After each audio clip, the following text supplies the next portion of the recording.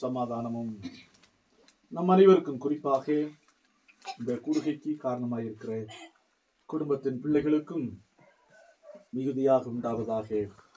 ஆமென். இந்த அற்புதமான வேளையிலே சிந்தனைக்காக ஆண்டவர் அருளுகின்ற அருள் வாக்கை நாம் சிந்திப்போம்.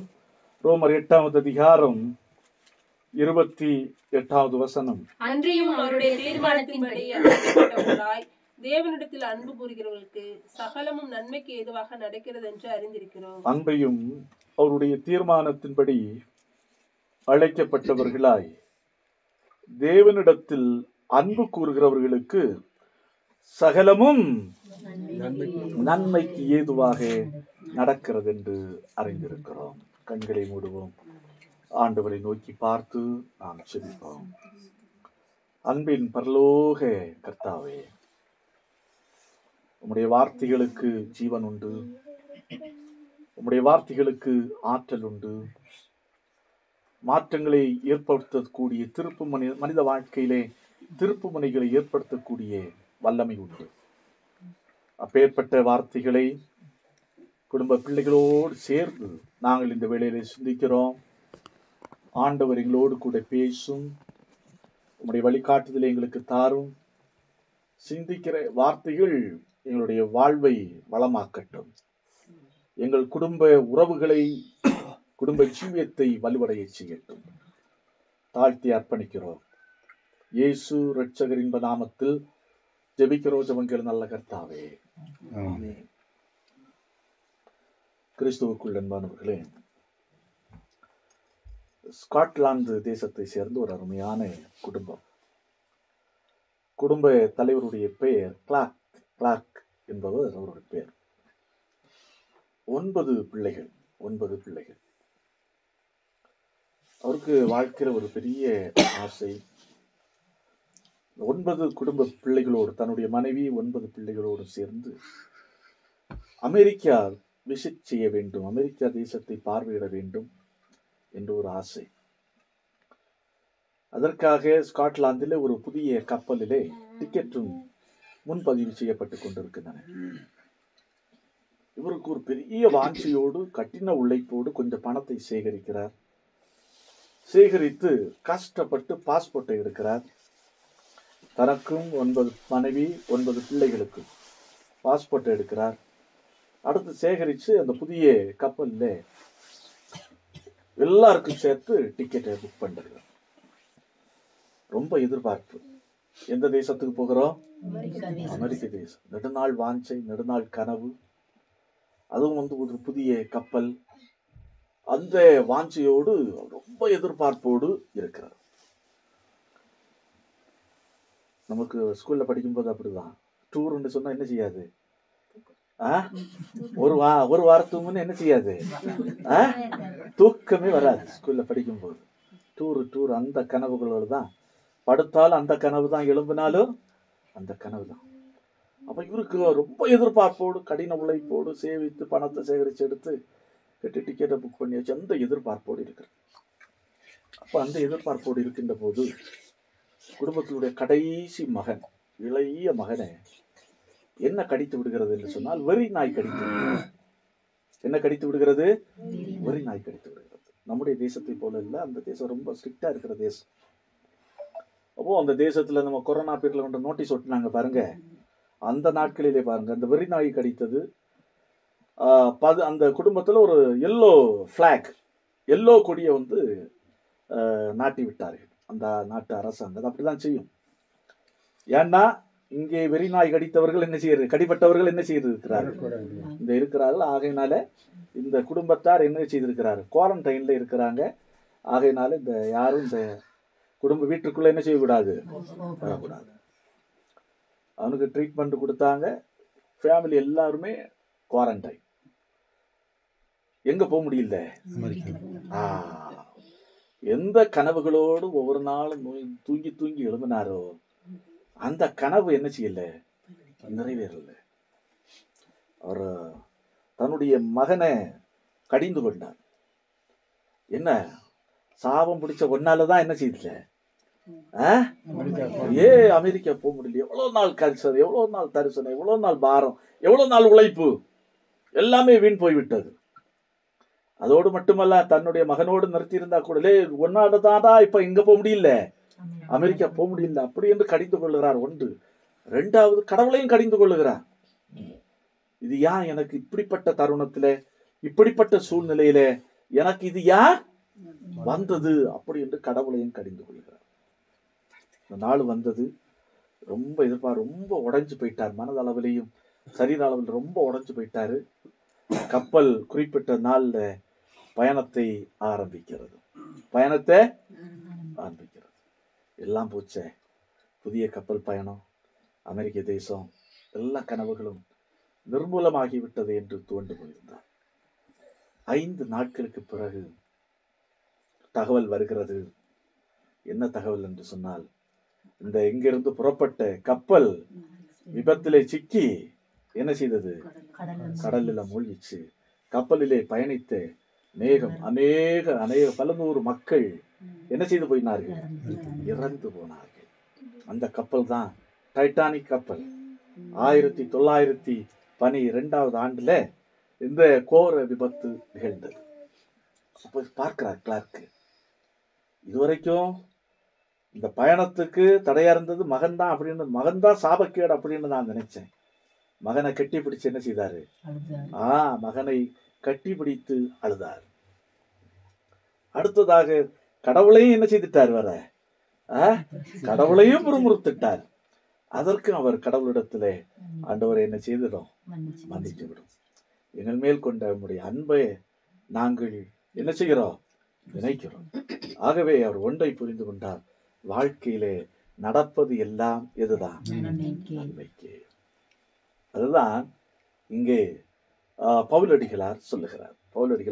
இந்த ரோம நிருபத்திலே most well known verse, one of the most well known verses அல்லது மோஸ்ட் வெல் நோன் வேர்ஸ் எதுவென்று சொன்னால், நம் அனைவருக்கும் நன்றாக பழக்கப்பட்ட, நம் அனைவருக்கும் நன்றாக தெரிந்த ஒரு வசனம் தான் இந்த வசனம். என்ன வசனம்?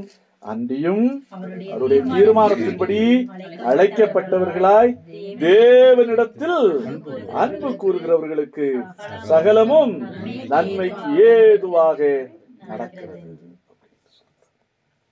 இந்த கிளார்க் வாழ்க்கையிலே நடந்த காரியம், ஒரு இழப்பு, கஷ்டம் எல்லாமே சிறிதா இருந்தாலும், கடவுள் தம்மை அன்பு கூறுகிற மக்களுடைய வாழ்க்கையிலே அனுமதிக்கின்றவைகள் எல்லாம் எதுக்காகத்தான், நன்மைக்கு ஏதுவாகத்தான். இதை நம்முடைய வாழ்க்கையில புரிந்து கொள்ள வேண்டும். அதுதான் பவுலடிகளார் ஒரு அசூரன்ஸ, ஒரு உறுதியை கொடுக்கிறதை நாம் இங்கே பார்க்கிறோம்.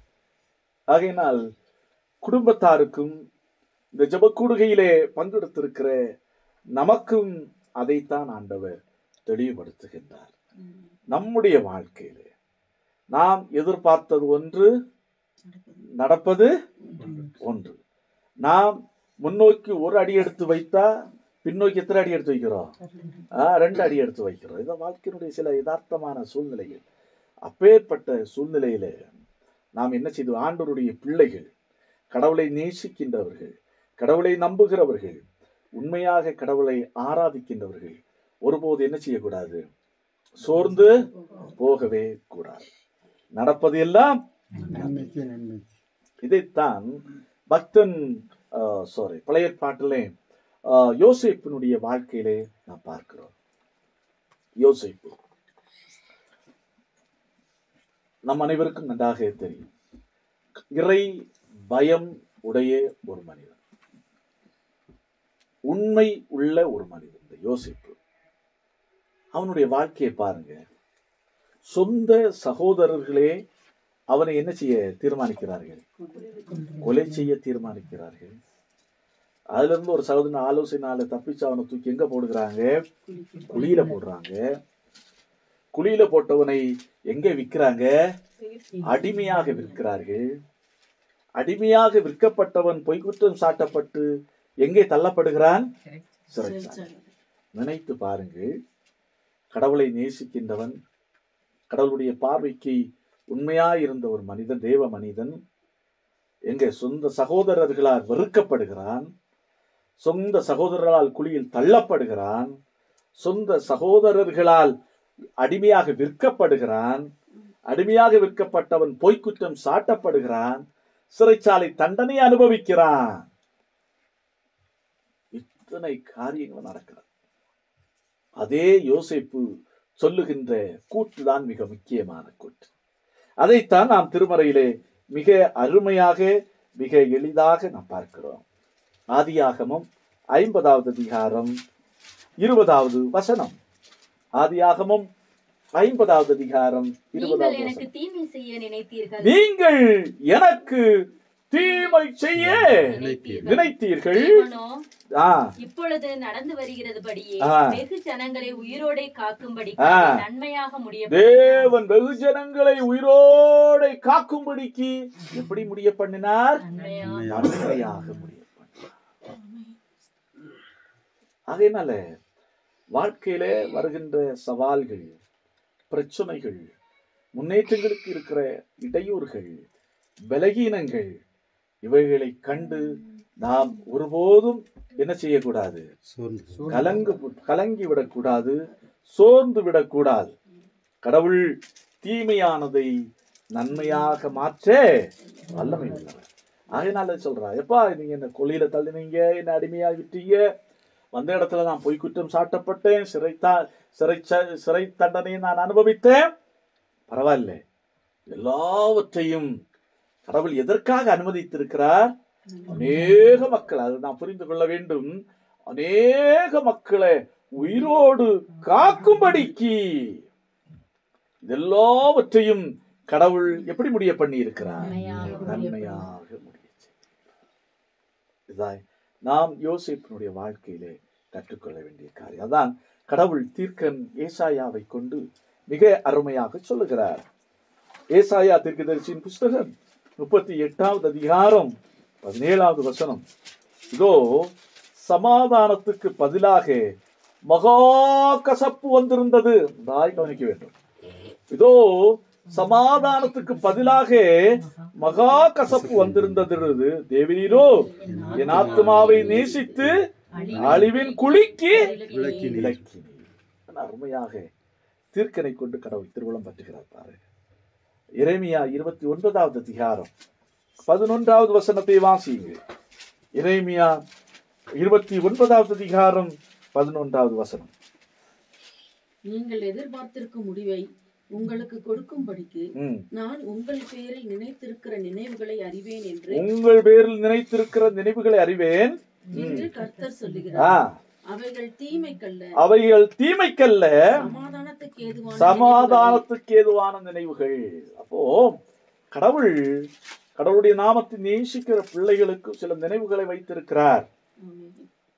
அது எதுக்கானவைகள் அல்ல, தீமைக்கானவைகள் அல்ல, சமாதானத்துக்கு ஏதுவானவைகள். இதை உணர்ந்து கொண்டால் நாம் வாழ்க்கையிலே வருகின்ற சவால்களை, பிரச்சனைகளை, பலகீனங்களை, இழப்புகளை எல்லாம் எளிதாக என்ன செய்ய முடியும்? மேற்கொள்ள முடியும். அப்போ இதுல நமக்கு தெரியும், சில நேரத்துல எதிர்மாறான காரியங்கள் நடக்கும். இந்த வீட்டுல கூட பைக்கு திருட்டு போச்சுன்னு கேள்விப்பட்டது உண்மை தானே? அது ஒரு எதிர்மறையான காரியம். இப்படி எல்லாம் இருக்கிறோம். எத்தனையோ பைக் இருக்கு, எங்க பைக்கு மட்டும்தான் எங்க பைக்கு மட்டும்தான் திருட்டு போகணுமா? அப்படின்னு நாம் சிந்திக்கணும். அப்போ இப்பேற்பட்ட சூழ்நிலையிலே ரெண்டு மிக முக்கியமான காரியங்கள் நமக்கு தேவை. இந்த இடத்துல நாம் எப்படி இருக்கிறோம் என்பதுதான் மிக முக்கியமானது. 2 காரியங்கள். ஒன்று, கடவுளுடைய வாக்கு தத்தங்களை நாம் என்ன செய்ய வேண்டும்? நம்ப வேண்டும். கடவுளுடைய வாக்கு தத்தங்களை நாம் நம்ப வேண்டும். அதான் ரோமர் 8வது அதிகாரம் 30வது வசனம். எவர்களை முன்குறித்தாரோ அவர்களை அழைத்தும் இருக்கிறார். எவர்களை அழைத்தாரோ அவர்களை நீதிமான்களாக்கியும் இருக்கிறார். எவர்களை நீதிமான்களாக்கி இருக்கிறாரோ அவர்களை மகிமைப்படுத்தி இருக்கிறார். வெட்கப்பட்டு போக செய்வதில்லை, மகிமைப்படுத்துவார். கடவுள் யார முன்குறித்தாரோ அவர்களை அழைத்தும் இருக்கிறார். எவர்களை அழைத்தாரோ அவர்களை நீதிமான்களாக்கி இருக்கிறார். எவர்களை நீதிமான்களாக்கினாரோ அவர்களை மகிமைப்படுத்தி இருக்கிறார். அப்போ கடவுள் அப்போ இந்த வாக்கெல்லாம் ஆம் என்றும் எப்படி இருக்கிறது? ஆமென் என்று இருக்கிறது. கடவுள் விசுவாசிக்கணும். கடவுள் தம்முடைய பிள்ளைகளை ஒருபோதும் வெட்கத்துக்கு உட்படுத்த மாட்டார். தம்முடைய பிள்ளைகளை மகிமைப்படுத்துவார். ஒருவேளை கடவுள் அந்த பைக்கை இழக்க செய்தது ஒரு புதிய பைக்குக்காக கூட இருக்கலாம். இன்னொன்று கடவுளுடைய செயலை மகிமையை காண்பதற்காக கூட இருக்க முடியும். ஏன்னா நான் இதுக்கு முன்பாக 2006 என்று நினைக்கிறேன், ஒரு திருச்சபையில பணியாற்றி கொண்டிருந்த போது இதே போல ஒரு குடும்பத்துல ஒரு விருந்தினர் ஒரு யமஹா RX 100, அப்போ வெரி ஃபேமஸ் பைக். அது வீட்டுல உள்ள வச்சு பேசிட்டு இருந்தாங்க. பைக் என்ன செய்து போச்சு? திருடு போச்சு. அந்த குடும்பத்தார் கூட சகித்து கொண்டார்கள். சரி, வந்த விருந்தினர் கூட சகித்து கொண்டு போய் விட்டார். அந்த வீட்டுல ஒரு பாட்டி இருந்து பாருங்க, அந்த பாட்டியால என்ன செய்ய முடியல? ஜீரணிக்கவே முடியல. ஐயோ, எங்க வீட்டுக்கு வந்த இடத்துல பைக்க காணாம போயிட்டாங்க. எங்க வீட்டுக்கு வந்த இடத்துல பைக்க திருட்டு போச்சு. ஐயோ கடவுள் இது ஏன் இப்படி இது பண்ணாரு? கடவுள் நிச்சயமா தருவார், நிச்சயமா தருவார், நிச்சயமா தருவார். அந்த பாட்டிக்கு நம்பிக்கை உண்மையிலே ரொம்ப பாராட்டுக்குரியதா இருந்தது. அதே போல 3 மாசம் கழிச்சு இருந்துச்சு. உண்மையிலே ரொம்ப ஆச்சரியம். அந்த RX 100 எல்லாம் கன்னியாகுமரி டிஸ்ட்ரிக்ட்ல போனா கிடைக்காது. ஏன்னா இன்ஜினை கலத்தி உடனே எங்க போகும்? போட்டுக்கு தான் போகும், கடலுக்கு, போட்டுக்கு போகும். ஆனா அந்த பைக்கு எந்த பாதிப்பும் இல்லாமல், எந்த இதுவும் இல்லாம என்ன செய்யுச்சு? பைக்கு. அப்போ அது நம்ப வேண்டும். கடவுள் ஏதோ ஒரு நன்மைக்கு தந்திருக்கா. ஒன்றி புதிய பைக்கு தர போறாரு ஏதாவது ஒரு வகையில, இல்லைன்னா இழந்ததை என்ன செய்ய போறாரு? திருப்பி தர போறாரு. சோ நம்ப வேண்டும். அது மிக முக்கியமானது. இரண்டாவது மிக முக்கியமான காரியம் 25வது வசனம். நாம் அது வருகிறதற்கு பொறுமையோட காத்திருக்க வேண்டும். எப்படி இருக்க வேண்டும்? பொறுமை இருக்கணும். நமக்கு அவசரப்பட்ட கடவுளுடைய செயல்பாடுகளை, மகத்துவமான செயல்களை நம்முடைய வாழ்க்கையில் என்ன செய்ய முடியாது? காணவே முடியாது. பொறுமையோடு என்ன செய்ய வேண்டும்? காத்திருக்க வேண்டும். காத்திருக்கிறது மிக மிக முக்கியமானது. அதான் வேடம் போடுறான், வலைய போடுறான். வலைய போட்ட உடனே விலங்குகள் மாட்டுதா? காத்திருக்கிறான். எப்பண்டா வரும் என்று காத்திருக்கான். ஆனா அது எப்ப வரும்னு தெரியாது. அடுத்த நிமிஷத்துல கூட வரும், இல்லைன்னா பல மணி நேரம் கூட பொறுத்து வரும், அல்லது ஒரு நாள் பொறுத்து கூட வரும்.